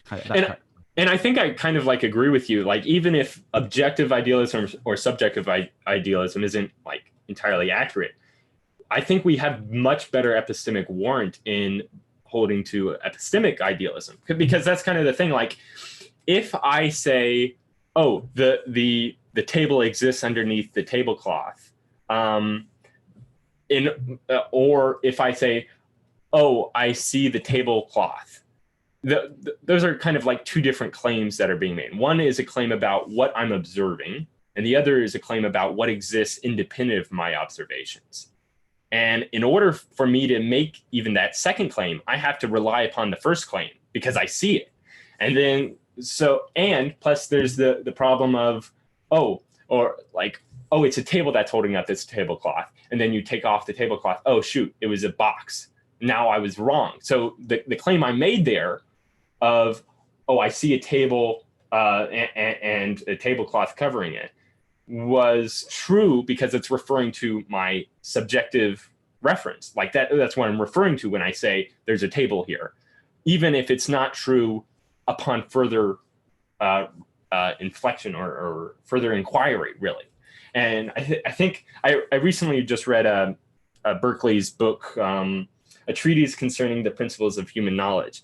And he goes into his kind of theories on idealism. And he even brings up that, like, when we say that the Earth is round, what we're saying is that if we were to get to a vantage point far enough away from Earth, it would have the appearance of being round, even though while we are in our current position, the Earth looks flat. Like, that's our subjective perception of it. But like, if you want to have sort of you can kind of make a argument from, if we were to get a broader outlook on this is what we would this is what we would observe. Now, if you were to try to make that prediction on a flat Earth or something like that, and you were to try to take a more, a viewpoint from the ISS, then that prediction wouldn't really hold up. I think. Yeah, I think that with all this, that kind of master argument of trying to conceive something that exists independently of the mind, where it's like, in everything that you're talking about, all the facts which are meant to correspond to reality, the agents and other minds that you're meant to be convincing of this truth and stuff, they all still only exist to you as ideas in your mental space. Like, you just can't get at that external thing. And that for me is just what I don't know about the metaphysical part of it, but certainly the epistemic part of it, we can only talk about our own like mental space. Right. And Vera Cruz in chat was saying that she thinks that's the difference is we're talking about having justified true beliefs versus having knowledge. And it seems like you do have knowledge that you're experiencing things. Like, I don't see how there's any sort of like argument against that, like unless I guess you're a brain in a vat or something like that. But even then, you're still having the phenomenological experience of things, and then from that you can kind of build up inferences to the best explanation. And then I think if those explanations are based within our phenomenological experiences that we have direct knowledge of, then I think you could say you have some sort of justified true belief there. But I know that's kind of different from most I guess skeptics' positions. I'm not a JTB guy anyway, so. Oh, okay, yeah. I had someone the other day say something to me about JTB. I was like, Jordan Peterson, or justified true belief. Justified true belief. Oh, okay, yeah. I don't know what I'd call. I don't know what my standards for knowledge are, but I just go with warranted true belief, and I just describe warrant as this extra special source that makes a true belief knowledge. Mm-hmm. And then I'm not certain of what that thing is. Right. Now, it's kind of interesting because like I was reading Berkeley's book because I wanted to get a better understanding of idealism, because I know like within Inspiring Philosophy. He's a Christian apologist that uses sort of an idealist position, not directly from Berkeley, but more from, I think even Hume. I actually think it's Hume because he talked about like bundle of perception. Right. Yeah, the bundle theory. Yeah. He references Hume, and I think there is kind of a connection between Hume, Kant, and Berkeley with their sort of idealism or basis of experience. Anyway, I was reading the book, and I was surprised by like the whole introduction is not even referring to idealism at all, but it's sort of, I guess, like still what is necessary in order for Berkeley to make his arguments, in that he argues completely against abstractions, in that like similar to, or maybe not similar exactly, but the way he argues. Craig, you got to mute yourself. There you go. He's listening to the live stream. You're in the call. Why do you need to listen to it? His argument, maybe that's a signal that I need to wrap up for him so he can get more questions in. Okay, give me a second, Craig. His argument against abstractions is that similar to how you cannot conceive of an object without any sort of sense properties to it. Like you can't conceive of a colorless tree or shapeless tree or anything like that. You can't conceive of an abstraction, because in order to conceive of an abstraction, you have to have some sort of basis within mentality of a specific particular. So like you can't think of a colorless triangle. Like when I think of a triangle, I think of like a white outline with like a clear middle, or I might think of a round ball or something like that. I can't think of a abstracted object. Like how do you think of two without referencing either the numerical symbol or of like two objects? And this is actually kind of, again, like getting outside of maybe things I'm actually sure about, but I've heard this is kind of like Aristotle's critique of Platonism, right? That it's kind of like that it's within the particular itself. The abstraction. I don't know enough about all that stuff. That makes sense, because I know Aristotle is still sort of a Platonist. Like he does believe that things have essences to them, but that, yeah, I guess I don't know if that I haven't read enough Aristotle. Like, but yeah, that makes sense. I do know that it is very much grounded in the particulars. Like, from what I'm getting from Berkeley is that you can speak of abstractions, but as long as you're understanding that they're a composition of the set of particular experiences and not something more than the particular experiences.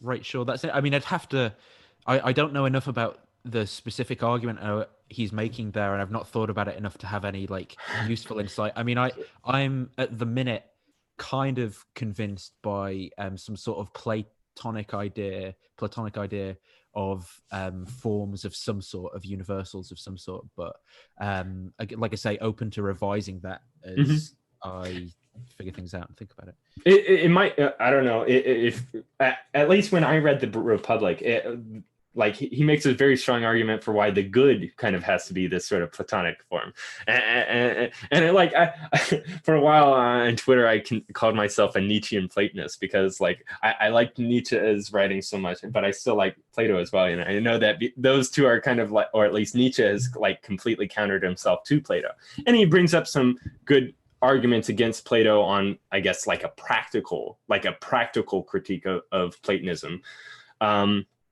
But yeah, like there's something still very much poetic about Platonism. That, well, what's it that so he says, I'm just trying to get to this quote from the Republic. I don't know if I edited it out of my thing. Yeah, I think I edited it out. But yeah, Plato kind of is actually interestingly identifying the form of the good with God as well in the Republic, which I think is kind of interesting, especially when you get into that whole moral debate about, well, it's like if we can abstract out this goodness to a form of the good, and then we look at well, why is Plato identifying it with the good? What are his arguments, and do these things still hold? I find that whole thing fascinating. It's so funny too, because like you'll see the rationalists and the skeptics go up like, okay, whenever some Christian makes an argument for objective morality grounded in God, they'll like raise the Euthyphro dilemma. But that's coming from Plato, who holds that the good is identical to God. Like that's the thing. Any good property, like say I don't know, somebody is a good parent in that they care for their children and raise them up well. That would be a property that it is, I mean, still like resting within, well, that would be me sort of arguing for virtue ethics, like it is grounded within a character or like I guess the way that Jordan Peterson kind of argues is that all of these things that we conceive of as good or grounded in actions of sort of a character. I don't know, Jordan Peterson, it's hard to like really subscribe him to any specific ideology. But anyway, the point, yeah, like any sort of good property that you might have, any perfect being which contains all properties, and that's not saying like it, because within the Christian conception, any negative property would be like a negation of some sort of good that's happening. Good, like evil is a negation of the good, and so like you have something that is the good, the grounding for any sort of goodness, then it would have to be contained within something that I don't know. I'm completely butchering it. One of the things I know what you mean. Yeah. Okay. Yeah. I was wanting to ask you about. Okay, so you believe in moral realism. It seems like, at least so far, that hasn't been like argued against well enough for you. What do you think of the moral argument for God? Like, do you think it has any sort of weight? That was actually one of the questions in the chat. Like William Lane Craig's formulation, right? Yeah, I think so. Yeah. I think it's a compelling argument. Now, people, interestingly, I find it interesting the way people dismiss it, because it's not like, I don't think it's kind of like an all men are mortal, Socrates is a man, therefore Socrates is mortal kind of thing. Mm-hmm. But it's a bit more because the domain of discourse around each of those premises is so broad. So it's like if God does not exist, then objective moral values and duties do not exist. Well, to actually like defend that premise, you've got to like cover a bunch of epistemology, metaphysics, and ethics to even like, and then and plus you're like putting both objective values and objective duties together and it's like those are two like wide branches of ethics that you're working off of. But I think so it's obviously, we know it's a logically valid argument, but then to actually get into it adds a bit of a framework for us to talk about, because it's like if these premises are true, then that God exists is going to be necessarily true, following just by the rules of logic. So if God does not exist and objective moral values and duties don't exist, well, automatically then you don't have to argue against any position just for this premise that is saying that morality is subjective, or that all morality is false, for example, something like that. You just need to argue against those realist positions that don't posit theism, or say why theism is more plausible. And I think that that's possible to do. So like there's even a quote from Schaefer-Landau in his where he's talking about how like morality might supervene onto like events, and he says, you need, he has this offhand comment, you need something of the order of divine action to kind of thing. And I do think a case can be made for that, but to me then, even though the argument itself is that, and it's like, well, if the premises are true, but it's like the premises are almost probabilistic. And then, premise 2, objective moral values and duties do exist, I think can be successfully argued. And then you do have to like go up against the non-cognitivists, the error theorists, etc. to defend that. Yeah. So the non-natural moral realists like Bruce Schaefer-Landau and who else? Like Sam Harris, people like those people, they would be arguing against premise 1, and then the non-cognitivists like probably Ask Yourself would argue against so like your J.L. Mackie, your A.J.A. Right. All them. It's actually the way you formulate it is true. It's really good as a probabilistic argument, because if you reverse it, if if morals are subjective, then it's really, really, there's really probably not a God, because that makes zero sense. Right. But like, the problem with the argument, and what it's why, is that premise 2 is still deeply contested, especially in the atheist community, whether there is such a thing as objective moral values. That's why I was in favor of Sam Harris and Matt Dillahunty becoming moral realists, even though they were predicating it in, what were they, consequentialism, and just within the subjective experience. So like, you can kind of almost say that Sam Harris is a moral idealist, in that moral values are contained within the subjective experience. Like, if you place your hand on the stove, you're going to feel this negative value of pain within it, and that pain has an automatic negative component or property to it. And then from there, you can kind of like shape your negative values or properties against your positive properties, or things like that within experience. And I think from that position, it is much harder to say that would be grounded within God. Like, if you were that type of a moral realist, then I don't see how it would require any sort of grounding within God. But that's the thing, like, Sam Harris isn't the classical type of moral realist, because he's, for one, a determinist, and also I don't think he subscribes to any sort of normativity, just the fact that like people can have positive or negative experiences, and so like, let's all agree we want more positive experiences than negative ones, and so let's go with that. The one thing I wanted to ask you, there's I guess partially, I don't know, there's this interesting thing about moral claims, is that they're prescriptive in nature, and it's almost like they're referring to an action, like you ought to do this thing. And I think the argument that the theists are making with premise 1 is that because because in order for a moral ought to exist, it has to be like prescribed in a sort of way. So like, you and I, we can like say, hey, you should go take out the trash or something like that. That's me making a moral prescription to you.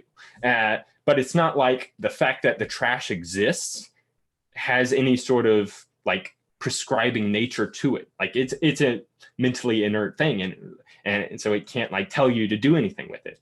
Now, if you're a natural law or natural teleology sort of position, you could maybe make some sort of argument like that. Okay, like, we can see that the nature of man is to be rational, therefore we ought to act in accordance with man's nature and be rational about things. And I don't think you would require, I don't know if that, I don't think that would require the sort of prescriptive aspect to moral duties, but it still brings in, okay, there are objective moral values. And then if you're saying that, okay, there's a natural teleology to objects that exist, then that brings open sort of the teleological argument for God's existence there. So like, kind of like a tricky standpoint of like, which one do you want to go down? Yeah, like, and this is where I'd say the weakness of the argument is that you've got to cover like the whole corpus of philosophy to really defend it properly. Yeah. And this is where I think that rhetorically atheism, people who want to hold that position, well, you just don't know about evolution, which explains some kind of thing. Or like just saying, well, well-being, like you don't like suffering, do you? It's just well-being, something like that, and it just scores all these rhetorical points without having to like really think about actually like truth-atness or anything. But yeah, I agree. So if we're really going to unpack that, so we've got moral values and duties. So we're not just saying that like something is good or bad and we can go, so what? We're saying that there's a rational duty behind it.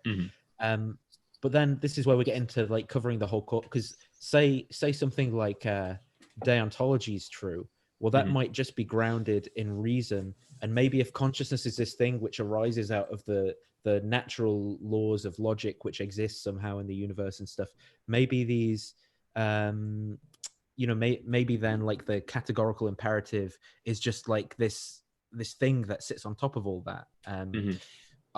you have to address so many positions, and that's where it really does, for me, become a bit probabilistic, because it's like, well, we're saying what theism does is it just deals with all of these things in a better way than it's more parsimonious, but you've got to cover so much to get to that. Well, I don't know. In a way, guys, we got to start wrapping it up. Okay, yeah. Sorry, Craig. In a way, it does cover all these different things, and like that might be used as like, oh, how convenient that your God happens to cover all these different problems of philosophy, of like problem of consciousness, problem of framing, or the Gödel's problem within logic, different things like that. Oh, God happens to be the I don't know, the easy slap-on fix for all of that. And I don't know, if we're talking about parsimony, then maybe in a way that is sort of most parsimonious, because it is that one thing that we have to postulate instead of, okay, here's how we're grounding objective morality, here's how we're grounding consciousness, here's how we're grounding logic, all these different things. When you could just, I don't know, have this wide enough and vague enough concept and then just throw them all into that. Oh, okay, it makes sense. Yeah, I've got to say though, like I've still not figured out like T-Jump's objection to that, where it's like, well, why not posit this naturalistic panentheism or Allah? Well, he says pantheism. I don't know, because from what I understand about panentheism is that there is a God, and then the world is like emergent from God or grounded in God in some way, but God still could exist without the universe existing. Sure. Yeah. But I'd say even, like add that option in as well. Like I don't, I've not got past that objection of like, and this was interesting when, I mean, as abrasive or combative as someone like Jay Dyer wants to be, like with his transcendental argument for God or whatever, I was like, well, how are you getting to things like the Trinity? And he's just going, well, like Islam, they're just, that it's just incoherent. It's just it doesn't make any sense. You need the triune God. Oh, you stream with Jay Dyer, didn't you? Yeah, I did. Went to watch that. Yeah. How did that go? Like he just kind of wants to attack your position and say it's incoherent and stuff like that. He seems almost to me like the theist version of Tom Jump. yeah, that's right. It was okay though, and but one thing he did say was like something like, well, yeah, the doctrine of the Trinity is not rational, it's purely got from like theology, from reading the scriptures. So then I was like, okay, so maybe your philosophical argument here is right, maybe my worldview is incoherent, but then how are we getting from reason then to the point where we're accepting the biblical text as this source of truth, as opposed to the Quran or any of these? Did you watch? He did a debate with Matt Dillahunty. I did a video on it. Yeah, I've not watched the whole thing yet. No. It's interesting because of the presuppositionalists, his version of it is the closest thing to a good argument. It's almost a really good argument. The problem is, and he even started doing this his acolytes do this, and then he's even started doing the comments with me.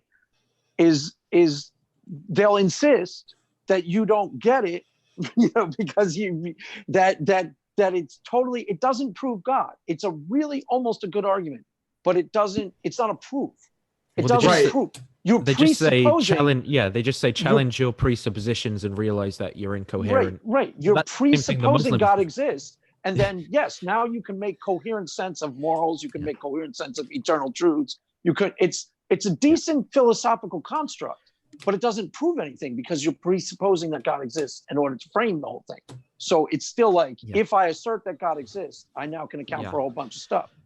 It's the exact same thing like Muslim apologists do, though. And that's where I'm like, it just seems, like, let's just presuppose metaphysical naturalism and just make sense of everything through that lens. It's not for me.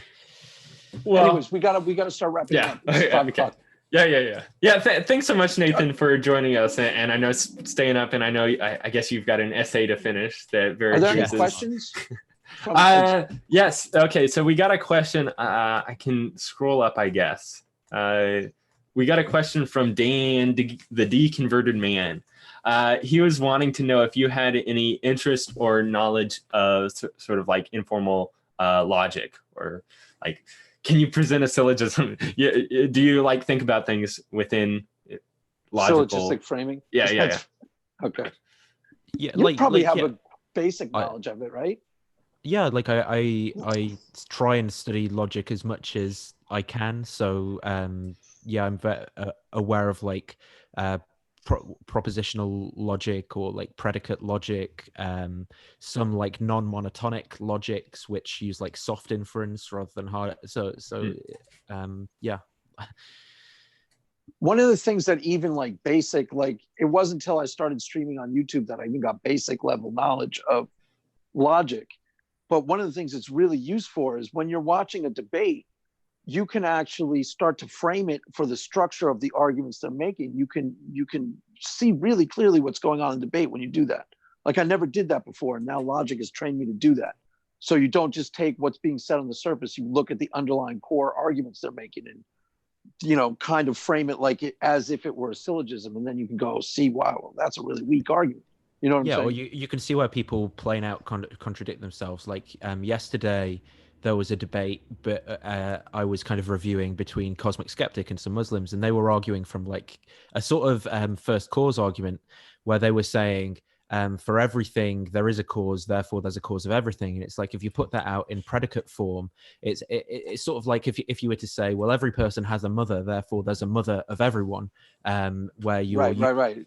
The Yeah, universal totally. And the begins with an S. I can't remember the word, but using these things incorrectly, and it's not like tautological. And you could I wouldn't have spotted that if I hadn't like studied logic.